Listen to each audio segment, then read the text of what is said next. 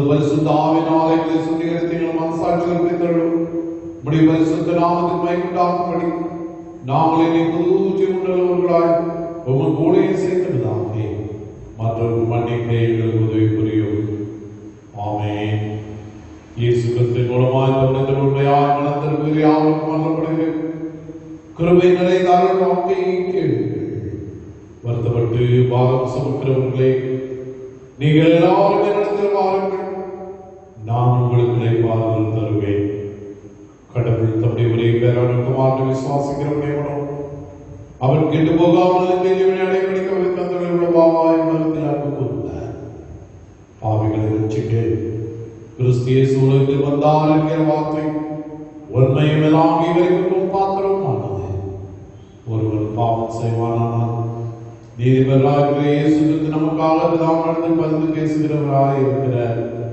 நம்முடைய பாவங்களை நிவர்த்தி செய்கிற கிருபாதார பலி அவரே. நம்முடைய பரமபிதாவாகிய சர்வவல்லமையுள்ள கடவுள் உத்தம மனஸ்தாபத்தோடும் உண்மையான விசுவாசத்தோடும் நம்மிடத்திற்கு மனம் திரும்பி தங்கள் சகோதர சகோதரிகளின் குற்றங்களை மன்னிக்கிற யாவருக்கும் பாவமளிப்பை அருள் செய்வோம் என்று விருந்தமாய் வாக்குத்தத்தம் செய்திருக்கிறார். அவருடைய ஆண்டவர் இயேசு கிறிஸ்து உங்களுக்கு இறங்கி உங்கள் பாவங்கள் எல்லாவற்றையும் மன்னித்து அவைகளில் நின்று உங்களை விடுதலையாக்கி சகல நன்மையிலும் உங்களை உறுதிப்படுத்தி நிலைநிறுத்தி உங்களை நித்திய ஜீவக்கரையில் சேர்ப்பாராக. ஆமென். தேவனுக்கே ஸ்தோத்திரம் உண்டாவதாக. பெந்தெகோஸ்தே திருநாளுக்கு பின்வரும் 11ஆம் ஞாயிற்றுக்குரிய சொர்க்க ஜெபம். எல்லாம் வல்ல கடவுளே, எல்லா நாள் ஏவுகளையும் அளிக்கிறவரே, உமது ஒரே ஆவியால் பல்வேறு திருப்பணிகளை திருச்சபையில் அமைத்திருக்கிறேன். திருப்பணிக்கு அழைக்கப்பட்டுள்ள உமது அடியாரை இரக்கமாக கண்ணோக்கும். அவர்கள் உமது திருநாம மேன்மைக்கும் திருச்சபையை கட்டி எழுப்பதற்கும் சொல்லாலும் நல் மாதிரியாலும் உண்மையோடும் மகிழ்ச்சியோடும் உமக்கு தொண்டு புரிய உமது தூய ஆவியாளர்களை நிரப்பும். என்ற ஆண்டவர் இயேசு கிறிஸ்துவின் மூலமாய் தாழ்மையோடு வேண்டிக் கொள்கிறோம் பிதாவே. ஆமென். இந்த நாளுக்கென்று வாசிக்க வேண்டிய நற்செய்தி பகுதி, அது யோவான் எழுதின நற்செய்தி நூல் 3ஆம் அதிகாரம் 1 முதல் 8 வசனங்களில் அடங்கிய ஆண்டவருடைய வார்த்தையை நாம் கேட்போம். யோவான் 3ஆம் அதிகாரம் 1 முதல் 8 வசனங்கள். யூதருக்குள்ளே அதிகாரியான நிக்கோதேமு எனப்பட்ட பரிசேயர் ஒருவர் இருந்தார். அவர் காலத்திலே இயேசுவினிடத்தில் வந்து, ரபி, நீ தேவனிடத்திலிருந்து வந்த போதுவர் என்று அறிந்திருக்கிறோம். ஏனெனில் ஒருவனும் தன்னுடனே தேவன் இராவிட்டால் நீ செய்கிற இப்படிப்பட்ட அற்புதங்களை செய்ய மாட்டார் என்றார். இயேசு அவருக்கு பிரதித்திரமாக, ஒருவன் மறுபடியும் பிறவாவிட்டால் தேவனுடைய ராஜ்யத்தை காண மாட்டான் என்று மெய்யாகவே எனக்கு சொல்லுகிறேன் என்றார். அதற்கு நிக்கோதேமு, ஒரு மனுஷன் முதிர் வயதாக இருக்கையில் எப்படி பிறப்பான்? அவன் தன் தாயின் கர்ப்பத்தில் 2ஆம் தரம் பிரவேசித்து பிறகு கொடுமோ என்றார். இயேசு பிரதித்திரமாக, ஒருவன் தண்ணீராலும் ஆவினாலும் பிறவாவிட்டால் தேவனுடைய ராஜ்யத்தில் பிரவேசிக்க மாட்டான் என்று மெய்யாகவே உங்களுக்கு சொல்லுகிறேன். மாம்சத்தினால் பிறப்பது மாம்சமாய் இருக்கும், ஆவியினால் பிறப்பது ஆவியாக இருக்கும். நீங்கள் மறுபடியும் பிறக்க வேண்டும் என்று நான் உனக்கு சொன்னதை குறித்து அதிசயப்பட வேண்டாம். காற்றானது தனக்கு இஷ்டமான இடத்தில் வீசுகிறது, அதன் சத்தத்தை கேட்கிறாய், ஆகிலும் அது இன்ன இடத்திலிருந்து வருகிறது என்றும் இன்னிடத்திற்கு போகிறது என்றும் உனக்கு தெரியாது. ஆவியினால் பிறந்தவன் எவனோ அவனும் அப்படியே இருக்கிறான் என்றார் என்பது குறிக்கப்பட்ட நற்செய்தி பாடம் வாசித்து முடிந்தது. கிறிஸ்துவே உமக்கே மகிமை உண்டாவதாக. சபையார் அறிவிக்க வேண்டிய ஒரு சில அறிவுகள்.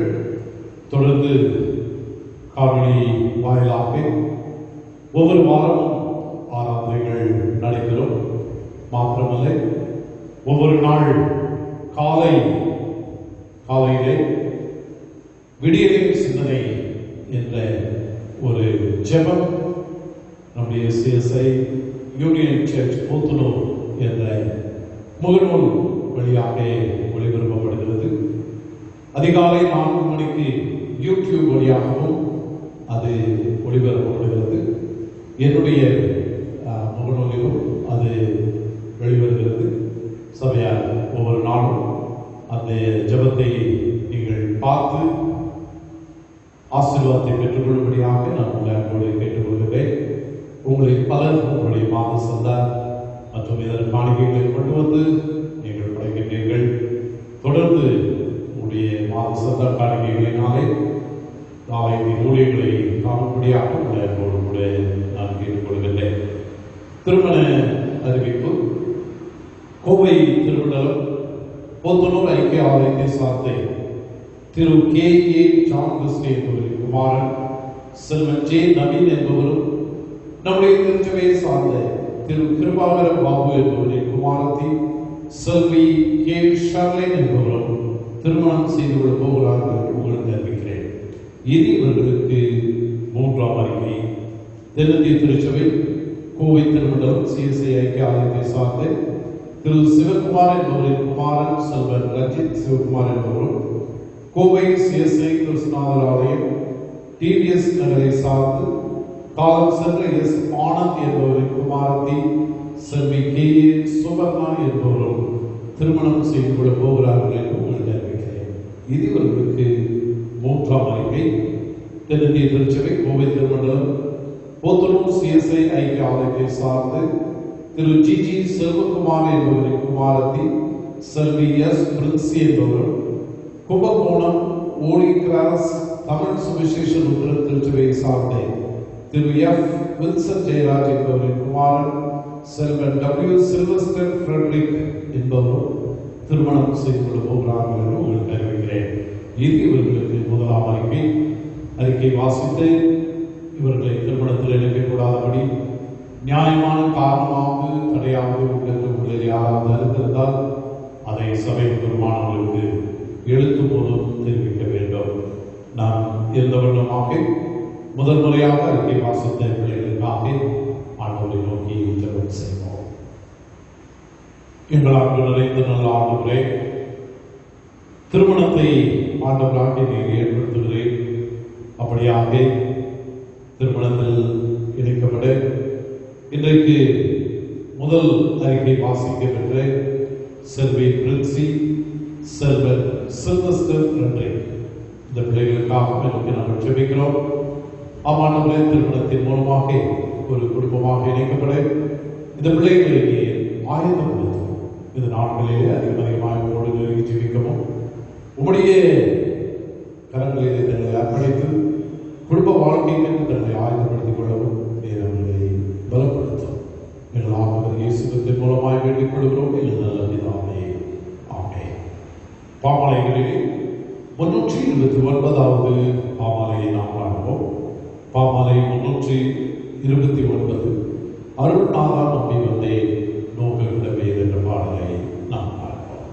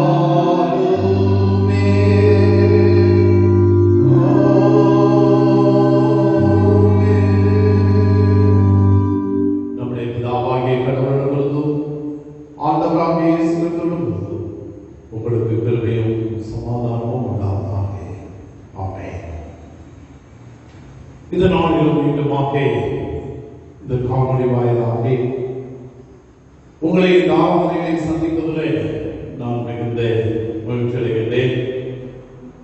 ஆண்டவரின் பெரிதான கிருபையினாலே ஒரு வாரத்தை நாம் உங்களுக்கு முழுமையாக நிறைவு செய்யவும், ஒரு புதிய வாரத்தின் முதல் நாளிலே மீண்டுமாக ஆண்டவரை ஆராதிக்கவும் ஆண்டவர் நமக்கு கிருபையை பாராட்டினார்.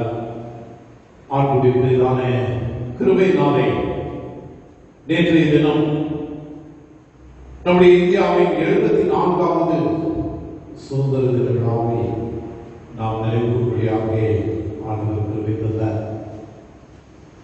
நாம் ஒரு கடினமான காலத்திலே வாழ்ந்து வந்தாலும் அடிமை தளத்திலிருந்து விடுதலையாக்கப்பட்ட அந்த திருநாளை நாம் நினைப்பொழுது விடுதலைக்காக பாடுபட்ட ஒவ்வொருவரையும் நாம் நினைத்து பார்த்து ஆண்டவருக்கு நன்றி செலுத்தும்படியான ஒரு கிருபையை ஆண்டவர் நமக்கு கொடுத்திருக்கிறார்.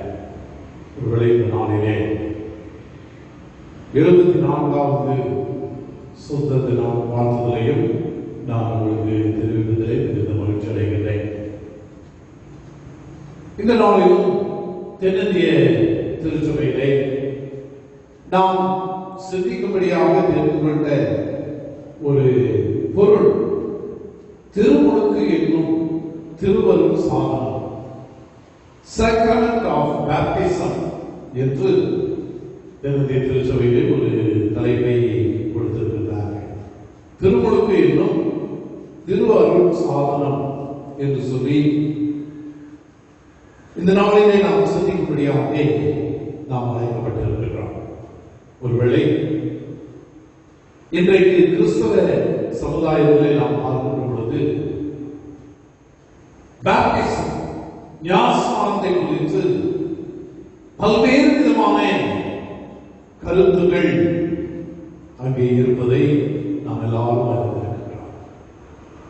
ஞானஸ்நானம் என்ன? ஞானஸ்நானத்தை எடுப்பது குழந்தை ஞானஸ்நானமா அல்லது மூழ்கி ஞானஸ்நானம் எடுப்பதா? இன்னும் பல போதனைகள் இந்த ஞானஸ்நானத்தை குறித்து போதிக்கப்படுகிறது.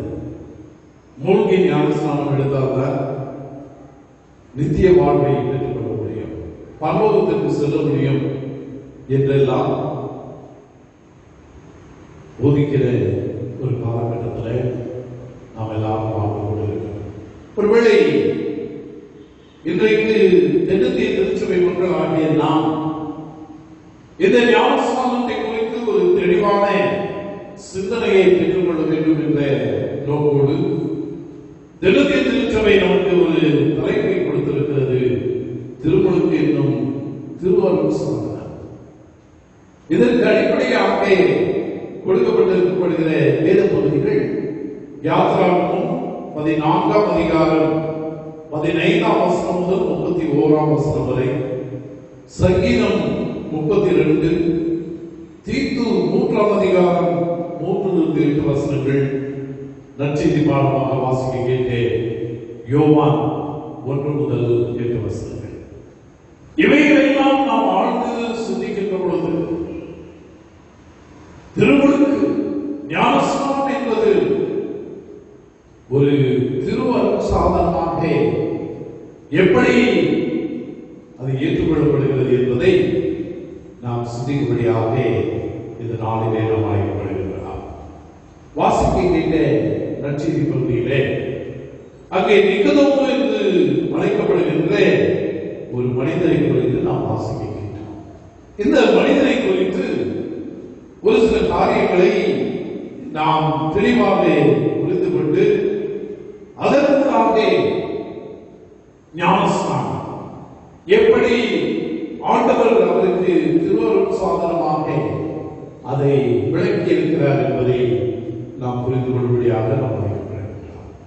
யோவான் 3ஆம் அதிகாரம் 5வது வசனத்தை நாம் வாசிக்கின்ற பொழுது இயேசு நிக்கதோமுக்கு பிரதியுத்தரமாக ஒருவன் தண்ணீராலும் ஆவியினாலும் பிறவாவிட்டால் தேவனுடைய ராஜ்யத்தில் பிரவேசிக்க மாட்டான் என்று மெய்யாகவே உங்களுக்கு சொல்லுகிறேன் என்று அங்கே நிக்கதோமுக்கு சொன்னார்.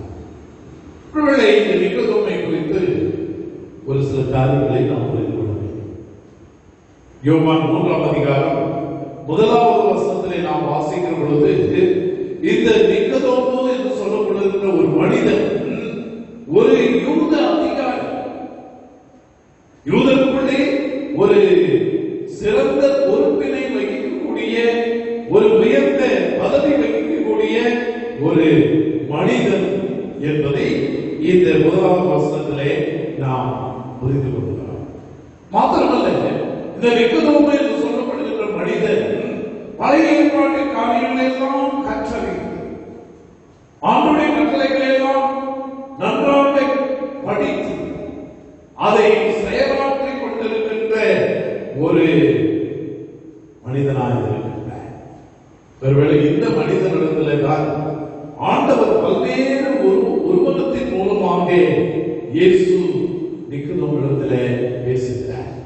அந்த உரையாடல் தான் இந்த யோவான் 3ஆம் அதிகாரம் 1வது வசனம்.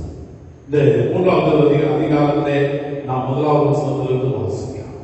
ஒருவேளை இந்த பகுதியை நாம் பார்க்கிற பொழுது இயேசு கிறிஸ்துவை அறிந்திராத ஒரு யூத அதிகாரி இயேசு கிறிஸ்துவிடத்திலே பேசின பின்பு இயேசுவை நன்றாக அறிந்து அவருக்காக வாழ்வதற்கு தன்னை ஒப்புக் கொடுத்தார் என்று சொல்லி நாம் வேதத்திலே நாம் வாசிக்கிறோம்.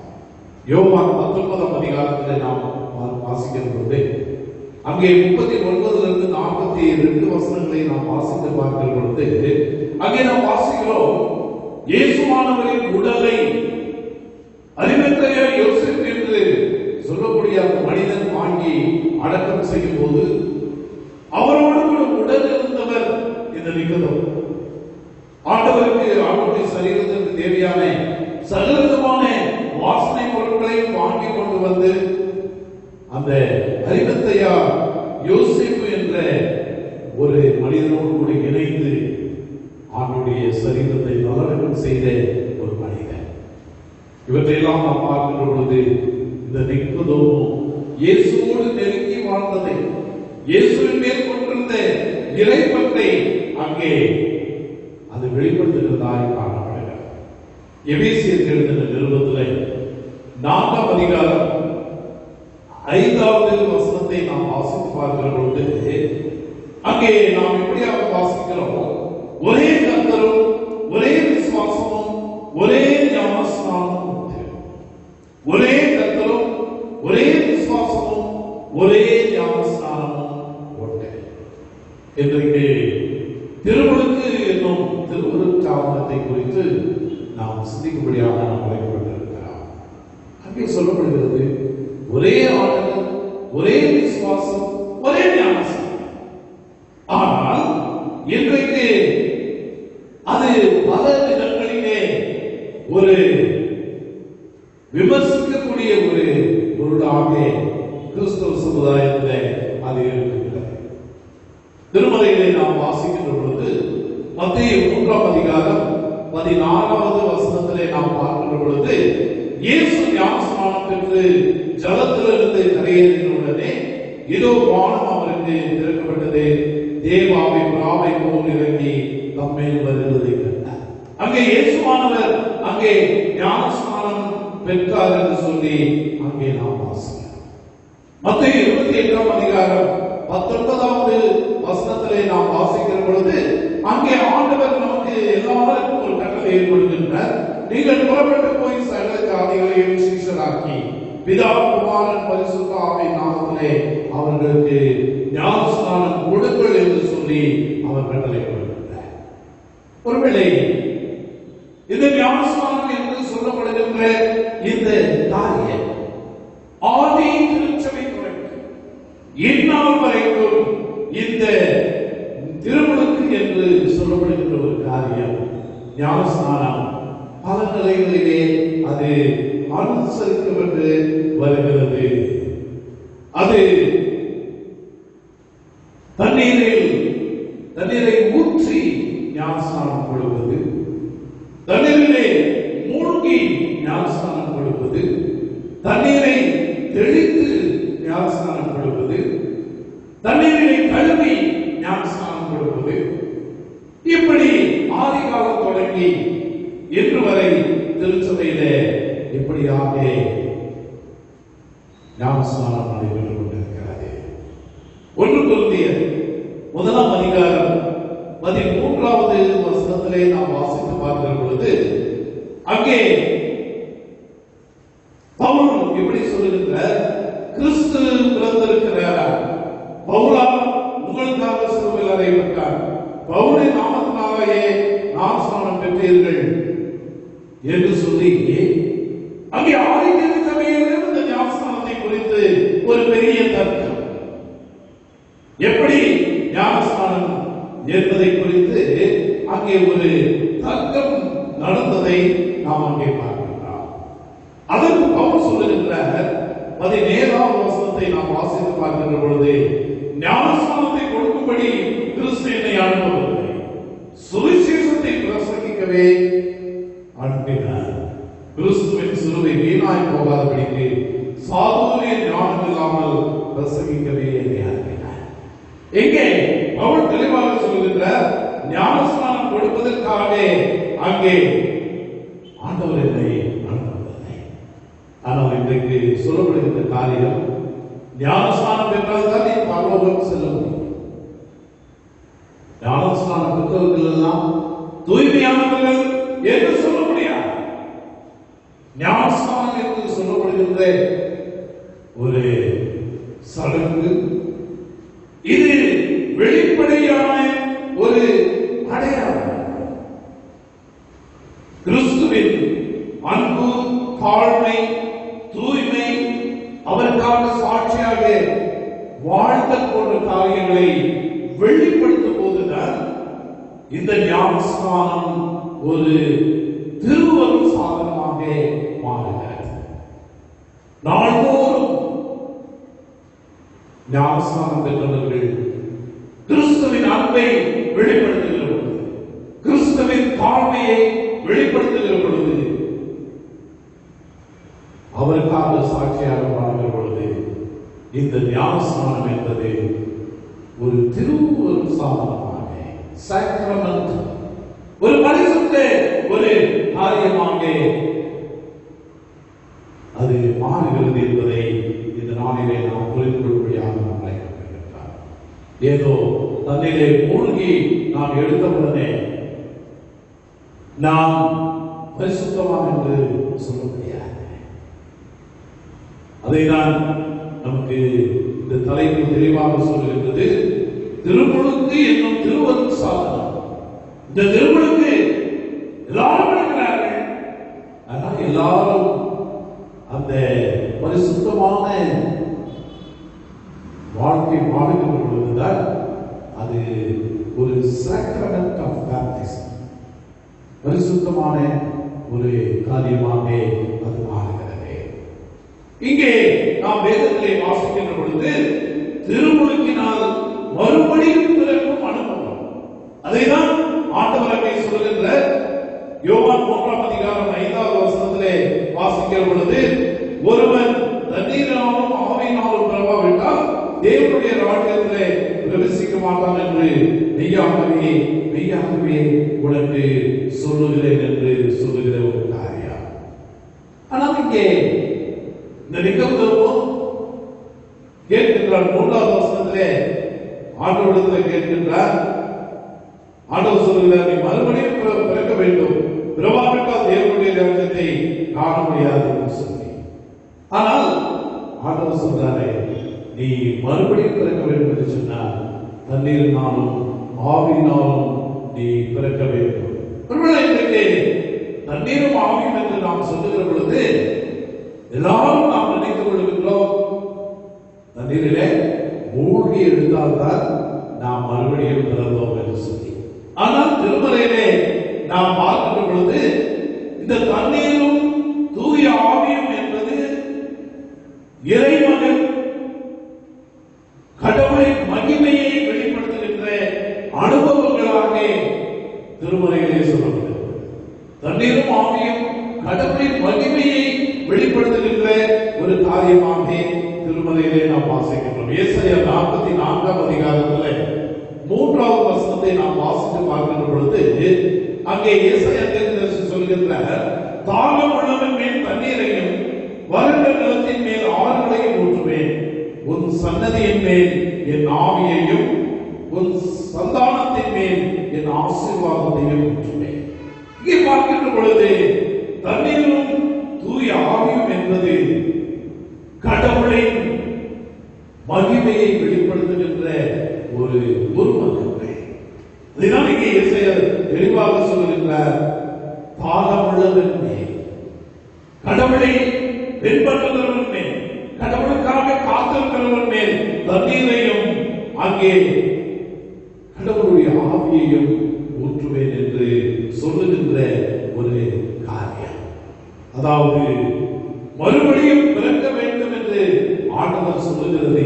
எது என்று சொன்னால், அவன் மனமாற்றம் அடைய வேண்டும். எப்பொழுது மனமாற்றம் நிறைவேற்றான், அப்பொழுதுதான் அந்த திருமுழுக்கு என்பது அங்கே பரிசுத்தமாக மாற்றப்படுகின்ற ஒரு காரியமாக இருக்கிறது. நாமும் கூட திருந்திய திருச்சபையில குழந்தைகளுக்கு ஞானஸ்நானம் கொடுக்கின்றோம். ஆலயத்தில் கொண்டு வந்து ஞானஸ்நானம் கொடுக்கின்ற பொழுது குருவானவர் பெற்றோரை பார்த்து ஒரு கேள்வியை கேட்கின்றார். இந்த குழந்தை கிறிஸ்தவ குடும்பத்தில் வளரவும், இவன் கிறிஸ்துவை தன் மீட்பராக அறிந்து கொள்ளத்தக்கதாக திருச்சபையின் போதனையிலும் வழிபாட்டிலும் வளர்க்கப்படவும் நீங்கள் முயற்சி செய்வீர்களா என்று சொல்லி அங்கே குருவானவர் பெற்றோரை பார்த்து அங்கே ஒரு கேள்வியை கேட்கின்றார். அப்பொழுது பெற்றோர்கள் சொல்லுகிற ஒரு மறுபடி என்ன தெரியுமா? கடவுளுடைய ஒத்தாசை நான் அப்படியே செய்வோம். மாத்திரமல்ல, இந்த குழந்தைக்கு இடர்கள் உண்டாக்காதபடி உங்கள் வாழ்க்கையை நீங்கள் ஒழுங்காக நடத்த முயற்சி செய்தீர்களா? அதற்கும் அவர்கள் சொல்கிறார், கடவுளின் ஒத்தாசை நான் அப்படியே செய்வோம். மாத்திரமல்ல, இன்னொரு காரியத்தையும் அங்கே சொல்லப்படுகிறது, இவன் பரிசுத்த ஆவியினால் விசுவாசத்தில் வேரூன்றி கர்த்தரின் பந்தியில் பங்கு பெற இவரை உற்சாகப்படுத்துவீர்களா என்று குருவானவர் அங்கே கேட்கின்ற பொழுது, இவள் எல்லாவற்றிற்கும் கடவுளுடைய ஒத்தாசை நான் அப்படியே செய்வோம் என்று சொல்லி அங்கே தண்ணீரினால் அவனுக்கு ஞானஸ்நானம் கொடுக்கிறோம். அதைதான் இங்கே ஏசாயா 43ஆம் அதிகாரம் 3வது வசனத்திலே படிக்கின்ற பொழுது கடவுளின் மகிமையை நம்முடைய பிள்ளைகளுக்கு கொடுக்கின்றார். தண்ணீரினாலே அவர்கள் ஞானஸ்நானம் பெற்றுக் கொண்டு திடப்படுத்தலிலே ஆவியையும் அவர்கள் பெற்றுக் கொண்டிருக்கிறார்கள். அதைதான் கிறிஸ்தவ கீர்த்தனையிலே அதற்காக ஒரு பாடலிலே நாம் பாடுகின்றோம். 189வது கீர்த்தனையிலே என்னை ஜீவ பலியாக ஒப்புவித்தேன் ஏற்றுக்கொள்ளும் இயேசுவே என்ற பாடலிலே அந்த அனுபவத்திலே இப்படியாக சொல்லப்படுகிறது, அன்னை தந்தை உந்தம் சன்னதி முன்பு சொன்ன வாக்குத்தத்தம் அல்லாது இப்போது என்னுடைய அன்னையும் தந்தையும் என்னை கொண்டு வந்து ஆலயத்திலே நிறுத்தி எனக்காக வாக்கு கொடுத்தார்கள். நான் இவனை கிறிஸ்தவ பிள்ளையாக வளர்க்க வாக்கு கொடுக்கிறேன் என்று சொல்லி வாக்கு கொடுத்தார்கள். இப்பொழுது நான் உணர்ந்து கொண்டேன், நான் செய்து இவ்வளவு காலம் இந்த உலகத்திலே வாழ்ந்து ஆண்டவரை அறிந்து கொண்டு மனமாற்றம் பெற்று ஆண்டவரின் ஆவியை பெற்றுக் கொள்வதற்காக என்னை ஒப்புக் கொடுக்கிறேன் என்று சொல்லி இந்த பாடலிலே வருகின்ற ஒரு அருமையான கருத்து. ஆனால் இன்றைக்கு கிறிஸ்தவ சமுதாயம் சொல்லுகின்ற ஒரு காரியம் என்ன தெரியுமா? தண்ணீரினாலும் ஆவியினாலும் பிறவாவிட்டால் தேவனுடைய ராஜ்யத்தில் பிரவேசிக்க மாட்டாய் என்று சொல்லுகிற பொழுது, தண்ணீரிலே மூழ்கி எடுத்தவன் தான் நீ பரலோகத்தை சொந்திருப்பாய் என்று சொல்லுகின்றார். ஆனால் ஆண்டவர் இங்கே நிகழ்வு சொல்கின்றார், ஒரு மனுஷன் மனமாற்றம் பெற வேண்டும். மனதிலே மனமாற்றம் பெறுகின்ற பொழுதுதான் அவன் அங்கே கடவுளுடைய ராஜ்யத்தை சொந்தமான் என்று அங்கே சொல்லுகின்றது. லூக்கா 15ஆம் அதிகாரத்தில் நம்ம எல்லாருக்கும் தெரிந்த ஒரு சம்பவம் இருக்கிறது. கெட்ட குமாரன் என்று நாம் நினைக்கிறோமே, அந்த இளைய குமாரன் அவருடைய வாழ்க்கையை நீங்கள் பார்க்கிறீர்கள். தந்தையிடத்திலிருந்து தன்னுடைய சொத்தை எல்லாம் பிரித்து வாங்கிக் கொண்டு அவன் சென்று விடுகிறான். தேவையில்லாமல் அவன் சென்று எல்லாவற்றையும் செலவழித்து கடைசியில் சாப்பிடுறது கூட அவன் உணவு இல்லாமல் பன்றை சாப்பிடுகிற தீவனத்தை அவன் தின்று கஷ்டப்பட்டு வாழ்ந்து கொண்டிருக்கின்ற பொழுதே அவன் நினைத்து பார்க்கிறான், என்னுடைய தந்தையின் வீட்டிலே எத்தனையோ வேலையாட்கள் இருக்கிறார், ஆனால் நான் இப்படியாக இங்கே கஷ்டப்படுகிறேன் என்று சொல்லி மனம் மாறி அவன் ஒரு முடிவு செய்கின்றான். நான் மீண்டுமாக என் தந்தையினிடத்திலே நான் போவேன் என்று சொல்லி அவன் தந்தையினிடத்திலே வருகின்ற பொழுது அங்கே நிகழ்ந்த ஒரு நிகழ்வை நாம் வேதத்திலே வாசிக்கிறோம். லூக்கா 15ஆம் அதிகாரம் 32வது வசனத்திலே நாம் வாசிக்கின்ற பொழுது அங்கே அந்த இளைய குமாரனின் தகவல் சொல்கிறார், இவனோ மரித்தான், திரும்பவும் உயிர்த்தான், காணாமல் போனான், திரும்பவும் காணப்பட்டார், மறுபடியினாலே நான் சந்தோஷப்பட்டு மகிழ்ச்சியாக இருக்க வேண்டும் என்று அங்கே சொல்லுகிறார். ஆண்டவர் இதைதான் விரும்புகின்றார். மனதிலே எப்பொழுது மனமாற்றம் வருகிறதோ அப்பொழுதுதான் இந்த திருமுழுக்கு என்பது ஒரு பரிசுத்தமான திருவருள் சாதனமாக மாறுகின்ற ஒரு காரியமாய் இருக்கிறது என்பதை நாம் புரிந்து கொள்ள ஆண்டவர் நாளிலே அழைக்கின்றார். இரண்டாவது காரியம், திருமுழுக்கினாலே ஒரு தூய வாழ்க்கையை நாம் வாழ ஆண்டவர் நம்மை அழைத்திருக்கின்றார். இன்னைக்கு பல சமயத்துல திருமுழுக்கு பெற்றவர்களுடைய வாழ்வு எப்படி இருக்கிறது என்பதை நாம் யோசித்து பார்க்க வேண்டியவர்களாக நாம் அழைக்கப்படுகின்றோம். தீத்து 3ஆம் அதிகாரம் 3வது வசனத்திலே நாம் வாசித்து பார்க்கின்ற பொழுது, ஏனெனில் முற்காலத்திலே நாமும் புத்தியினரும் கீழ்ப்படியாதவர்களும் வழித்தப்பி நடக்கிறவர்களும் பலவித இச்சைகளுக்கும் இன்பங்களுக்கும் அடிமைப்பட்டவர்களும் துர்குணத்தோடும் பொறாமையோடும் ஜீவனம் பண்ணுகிறவர்களும் பகைக்கப்படத்தக்கவர்களும் ஒருவரை ஒருவர் பயங்கரமாக இருந்தோம். ஒரு காலத்திலே நம்ம எல்லாரும் வழித்தப்பி வாழ்க்கப்பட்டிருந்தோம்.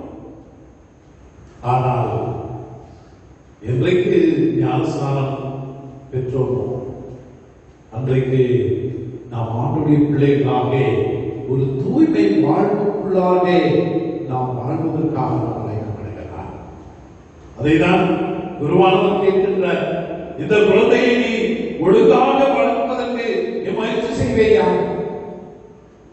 முழுக்க ஞானம் கொடுக்கின்ற பொழுது அங்கே குருவானவர் கேட்கின்றார், நீ இப்படிப்பட்டதான காரியங்களை எல்லாம் விட்டு வழிவிலகி ஆண்டவரை சேமிப்பாயா? திருமுழுக்கு ஒரு தூய்மையான வாழ்வை வாழ்வதற்கு அது வழிநடத்துகிறது.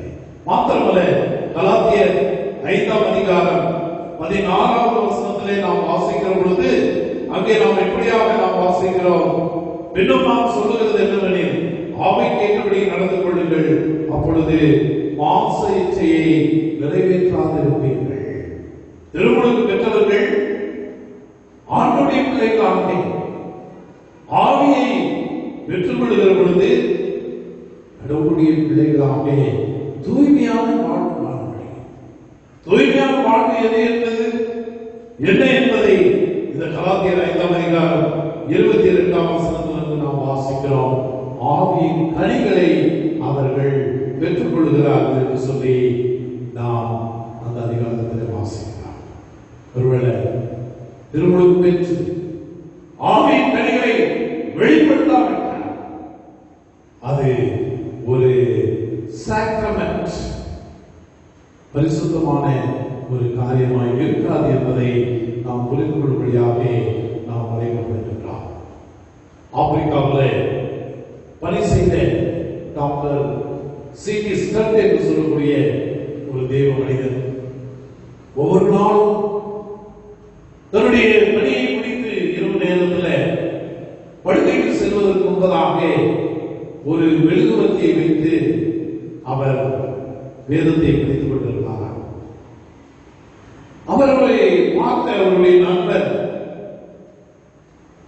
ஒரு நாள் கேட்டாராம் அவரிடத்தில், நீ அநேக ஆண்டுகள் இந்த வேதாகமத்தை நீ படித்துக் கொண்டிருக்கிறீரே, இன்னும் அதுல என்னத்தை நீ படித்துக் கொண்டிருக்கிறாய் என்று சொல்லி அவரிடத்தில் கேட்டார். அப்பொழுது C.T. ஸ்டட் சொன்னாராம், மாசத்து வாழ்வு வாழ்வதற்கு தடையாக ஏதாவது இருக்கிறதா என்பதை நான் இன்னும் இந்த வேதத்திலே தேடிக்கொண்டிருக்கிறேன். தூய்மையான வாழ்வு வாழ்வதற்கு என்னுடைய வாழ்க்கையில ஏதாவது தடை இருக்கிறதா? அதை நான் எங்கே தான் கண்டுகொள்ள முடியும்?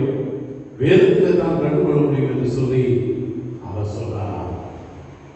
பார்ப்பவர்களே, திருமுழுக்கு தண்ணீரிலே மூழ்கி இருப்பது பரிசுத்தமான ஜீவியம், தூய்மையான வாழ்வு வாழ்வதுதான் ஒரு பரிசுத்தமான ஒரு ஜீவியம் என்பதை நாம் உணர்ந்து கொள்ளும்படியாக நாம் அழைக்கப்படுகிறோம். மூன்றாவது காரியம், திருமுழுக்கினால் நிலை வாழ்வை நாம் பெற்றுக்கொள்ள முடியும்.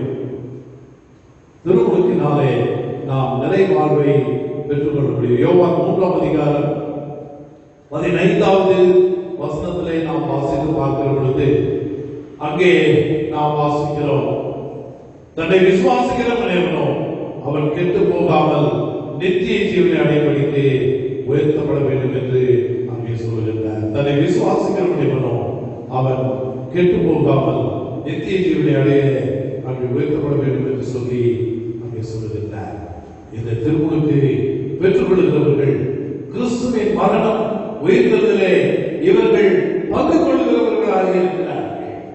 யாரெல்லாம் திருமுழுக்கு பெற்று மனமாற்றம் பெற்று தூய்மையான வாழ்க்கை வாழ்கிறார்கள், அவர்கள் எல்லாம் கிறிஸ்துவின் மரணம் உயிர்த்ததிலே அவர்கள் பங்கு கொள்ள இந்த திருமுழுக்கு ஒரு அடையாளமாக இருக்கிறது என்பதை நாம் உணர்ந்து கொள்ள வேண்டும். ஒரு தாய்க்கு 5 மகன்கள் இருந்தார்கள்.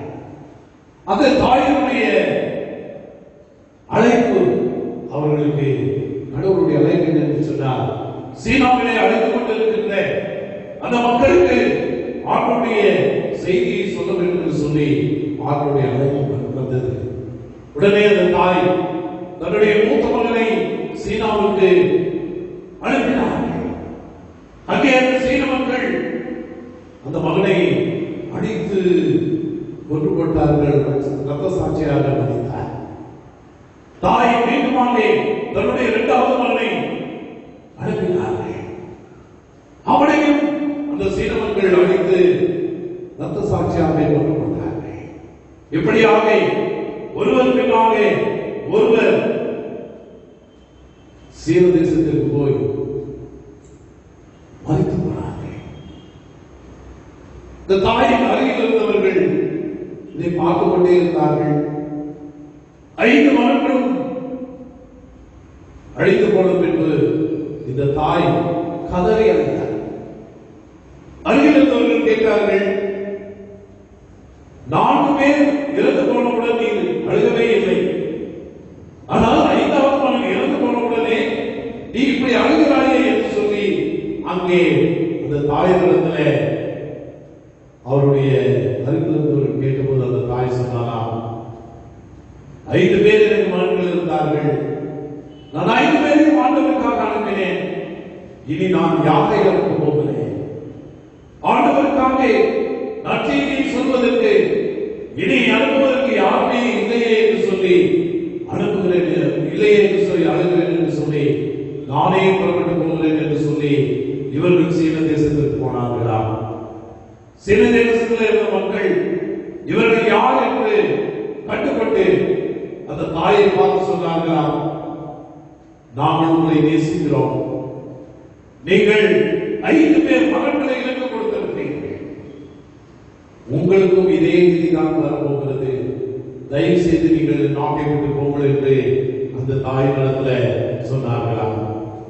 ஆனால் இந்த தாய் திருப்பி சொன்னாராம், சீன மக்களே, நான் உங்களை நேசிக்கிறேன், நான் உங்கள் மீது அன்பு செலுத்துகிறேன், நீங்கள் நரகத்திற்கு சென்றுவிடக் கூடாது, அதை நான் சொல்லவே இந்த இடத்திற்கு வந்திருக்கிறேன் என்று சொல்லி அவர் போதித்தார்களாம். சீன மக்கள் அவருடைய போதை கேட்டு உணர்வடைந்து அநேகர் தங்களை ஒப்புக் கொடுத்து ஞானஸ்நானம் பெற்று நிலைவாழ்வை நித்திய ஜீவனை அவர்கள் பெற்றுக் கொண்டார்களா? பெருமையானவர்களே, இன்றைக்கு நம்மையும் ஆண்டவர் திருமணத்தின் மூலமாக ஆண்டவர் நம்மை அழைத்திருக்கிறார். அழிவிலே அழிந்து கொண்டிருக்கிற மக்களை திருமணத்தின் மூலமாக நித்திய ஜீவனை பெற்றுக் கொள்வதற்காக ஆண்டவர் நம்மை கருவியாக பயன்படுத்த ஆண்டவர் அழைத்திருக்கிறார். அந்த தாயின் மூலமாக அநேக சீன மக்கள் நித்திய வாழ்வை அவர்கள் பெற்றிருக்கிறார்கள். ஆண்டவர் நமக்கு கட்டளை கொடுத்திருக்கிறார், நீங்கள் உலகமெங்கும் போய் எல்லாருக்கும் நற்செய்தி அறிவித்து அவர்களுக்கு ஞானஸ்நானம் கொடுத்து மனமாற்றம் அடைய செய்து ஆண்டவருக்கு தூய்மையான வாழ்க்கை வாழ செய்து நித்திய ஜீவனை அவர்களுக்கு பெற்றுக்கொள்ள நீங்கள் வழிகாட்டியாக என்பதற்கு ஆண்டவர் அழைத்திருக்கிறார். இந்த நாளிலே நாம் அழைக்கப்பட்ட அழைப்பை உணர்ந்து ஆண்டவருடைய திருக்கரங்களிலே நம்மை ஒப்புக் கொடுக்கிற பொழுது நாம் பெற்றுக்கொண்டிருக்கின்ற இந்த திருமுழுக்கு ஒரு சட்டங்களாக அது மாறுகிறது என்பதை நாம் உணர்ந்து ஆண்டவருக்கு நன்றி செலுத்துவோம். ஆண்டவர் தொடர்ந்து நம்மை ஆசீர்வதித்து வழிநடத்துவாராக. ஆமென்.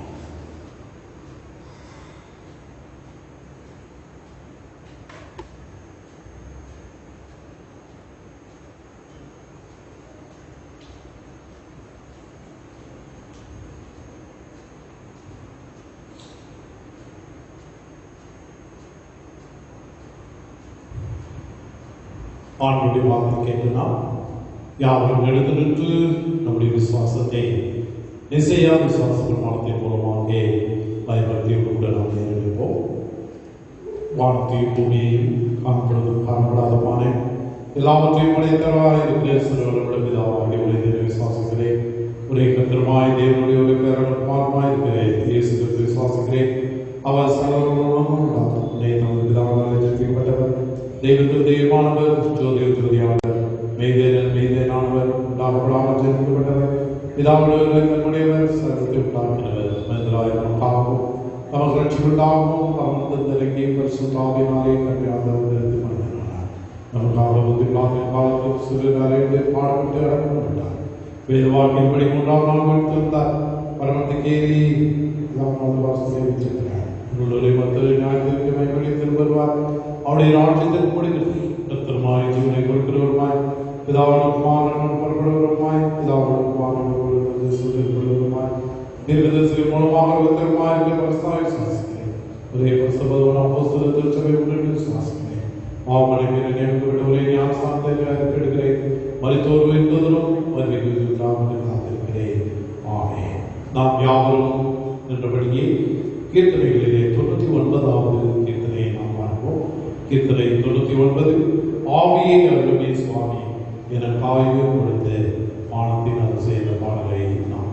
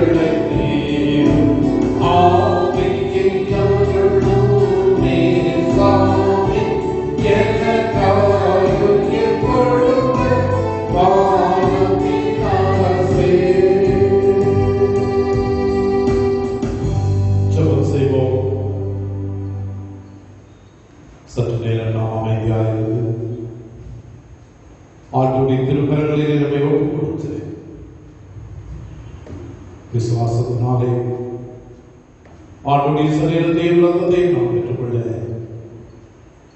நம்மை ஆயத்தப்படுத்திக் கொள்வோம். நம்முடைய வாழ்க்கையிலும் திருமுழுக்கு பெற்று மனமாற்றம் பெறவும் தூய்மையான வாழ்வு வாழவும் திருமுழுக்கின் மூலமாக நித்திய ஜீவனை பெற்றுக் கொள்ளவும் ஆண்டவர் நம்மை அழைக்கிறார். இந்த காலையில் நம்முடைய வாழ்க்கையிலே மாறுகின்ற பொழுது இவைகள் பரிசுத்தமான ஒரு திருமுழுக்கை நாம் பெற்றிருக்கிறோம்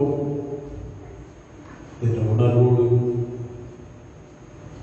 இந்த வேளையிலே நாம் அவருடைய திரு சமூகத்தில் நம்மை காத்து ஒப்புக் கொடுப்போம்.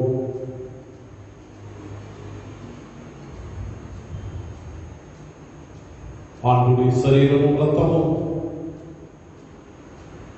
நம்முடைய எல்லா பாவங்களையும் நீக்கி நமக்கு நித்திய ஜீவனை கொடுக்கக்கூடியதாக இருக்கிறது. நம்முடைய எல்லா பலவீனங்களையும் மாற்றிக்கொள்ள வல்லமையுள்ளதாக இருக்கிறது. அப்படிப்பட்ட சிந்தனைகளோடு ஆண்டுடைய திருவேளையிலே தாழ்வு ஒப்புக் கொடுத்து இந்த பரிசுத்த சாக்கிரமத்தை நாம் பெற்றுக்கொள்ள நம்மை ஆயத்தப்படுத்திக் கொள்வோம். ஆப்பிதாவை பரிசுத்த சோதனைப்பட்டவர் தேவையின் மனிதரில் ஒன்றுமாய் முதலே கரணமாகிய சுகத்தைகள் தம்மை தெரிந்து கொள்ளவும் சிலுவை மனிதர்களை மீட்டுக் கொள்ளவும் மறைந்தவர்களே அவர் சிலுவை முறையை தம்மை தாமே எப்படியாக கொடுத்து சர்வலோகத்தின் பாவங்களை நிவர்த்தி செய்வதற்கு நிறைவும் பூரணமும் போந்ததுமான பலியையும் காணிக்கையும் பரிகாரம் செலுத்தது கொள்ளாமல் தமது அருமையான மரணத்தை என்றைக்கும் நினைவோடு ஞாபகத்தை வைத்து தாம் திருப்பவர்களும் கட்டளையினாலே அவர் தாம் காட்டிக் கொடுக்கப்பட்ட ராத்திரியிலே அப்பத்தை எடுத்து ஸ்தோத்திரம் பண்ணி அதை விட்டு சீஷர்களுக்கு கொடுத்து நீங்கள் வாங்கி புசியுங்கள், இது உங்களுக்காக கொடுக்கப்படுகிற சரிகள், என்னை நினைக்கூறும்படி இதை செய்யுங்கள் என்றார். அப்படியே போதிலும் பண்ணின பின்பு அவர் பாத்திரத்தை எடுத்து ஸ்தோத்திரம் பண்ணி அவர்களுக்கு கொடுத்து நீங்கள் எல்லாரும் இதிலேயே போடப்படுங்கள், இது பாவப்படப்படாமல் உங்களுக்காக உனையருக்காக சிந்தப்படுகிறது புது உடன்படிக்கைக்குரிய என்னுடைய ரத்தம், இதை பாடப்பட்டுள்ளதெல்லாம் என்னை நினைவுறும்படி இதை செய்யுங்கள் என்று திருவுள்ளம் பற்றினார். ஆமென். கர்த்தாவே மனத்தை நினைவுறுகிறோம், புதுவிருத்தத்திலே அறிவிடுகிறோம், நீர் திரும்ப காத்திருக்கிறோம். கிறிஸ்துவே உமக்கே ஸ்தோத்திரம் உண்டாவதாக. ஆதலால் பிதாவே உமக்கானாகிய ஆண்டவரின் அருமையான பாடுகளை மன்னதையும் மகிமையான வென்றதை பரமேஸ்வரனை நினைவுறும் உதடியார்களாக நாங்கள் அவருடைய கட்டளையின்படியே அவர் திரும்ப நினைவுறுத்ததை செய்கிறோம். அவருடைய நிலைகளுக்காக நிறைவேற்றின பூரண மீட்புக்காக உமக்கு நன்றி செலுத்துகிறோம். கர்த்தாவே எங்கள் தேவனே உம்மை துதிக்கிறோம், உம்மை கொடுக்கிறோம், உம்மை மகிமைப்படுத்துகிறோம். இரண்டு உள்ள பிதாவே நாங்கள் பெற்ற அப்பத்துடைய சரீரத்தின் ஐக்கியமாய் நாங்கள் ஆசீர்வதிக்கிற பாத்திரம் ரத்தத்தின் ஐக்கியமாய் இருக்கும்படி எங்களையும் நீரே தந்தை தாபத்தையும் திராட்சரசத்தையும் உமது பரிசுத்த ஆவியால் பரிசுத்தப்படுத்த வேண்டும் என்று மிகுந்த தாழ்மையோடு பிரார்த்திக்கிறோம். நாங்கள் எல்லாரும் ஆண்டவர் கிறிஸ்துவின் கூட்டிணைப்பட்டவர்களாய் விசுவாசத்தில் ஒருமைப்பட தலையாக அவர்கள் எல்லாவற்றையும் கிருபை செய்யும். அவரோடு பரிசுத்த ஆவியோடு ஐக்கியமாயிரு சர்வவல்லமையுள்ளவராகிய உமக்கு அவர் மூலமாய் சகல மகிமை என்றென்றைக்கும் உண்டாவதாக. ஆமென். நாம் யாரும் ஜெபங்களில் இருந்தபடியே ஆண்டுடைய ஜெபத்தை உத்தரத்து பாடல் 445 வழியாக நாம் ஏறெடுப்போம். வானவர் வாழ்வு வைக்கும் தந்தாய் வாழ்கவும் திருநாமம் என்று சொல்லி அவருடைய ஜெபத்தை ஏறெடுப்போம்.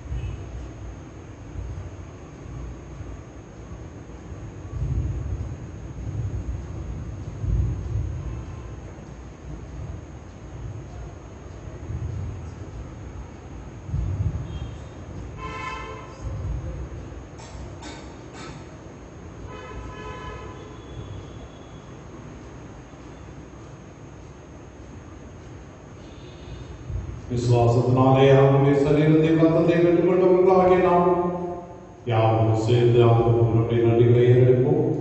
என் ஆத்மாவே கர்த்தரை ஸ்தோத்திரி, என் முழுவதுமே பரிசுத்தநாமத்தை ஸ்தோத்திரி. என் ஆத்மாவே கர்த்தரை ஸ்தோத்திரி, அவர் செய்த சர்வ உபகாரங்களுக்காக. எல்லாவற்றுக்கும் மேலான தேவ சமாதானம் உங்களுடையது. நீங்கள் தேவனுடைய ஒளிமானாகிய நம்முடைய நாதர் இயேசு கிறிஸ்துவை பற்றி அறிவிலும் அன்பிலும் நிலைத்திருக்கும்படி உங்களில் தேவ சிந்தையில் காக்க கடவுது. பிதா, குமாரன், பரிசுத்த ஆவியாகிய சர்வவல்லமையுடைய ஆசீர்வாதம் உங்களுக்குள்ளே எப்பொழுதும் உங்களுடைய நிலைத்திருக்க கடவுது.